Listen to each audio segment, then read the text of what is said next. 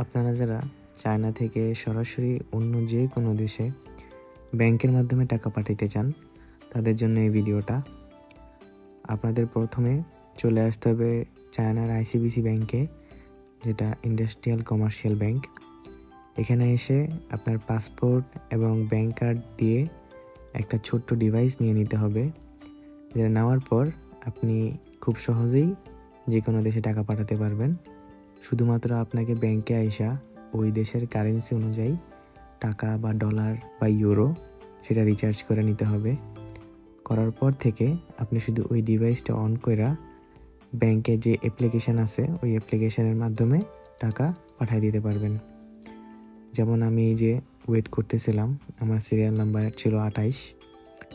তো এখন আমি পাসপোর্ট আর আমার ব্যাংক কার্ড দিয়ে আমি আমার অ্যাকাউন্টে ডলার রিচার্জ করে নিছি। নেওয়ার পর আমি নিজেই এই ছোট্ট ডিভাইসটা দিয়া আমি যেই দেশে টাকা পাঠানোর দরকার ছিল পাঠিয়ে দিছি পার্সোনাল ব্যাংক অ্যাকাউন্টে। এটা জাস্ট 1 থেকে 2 দিন সময় লাগে।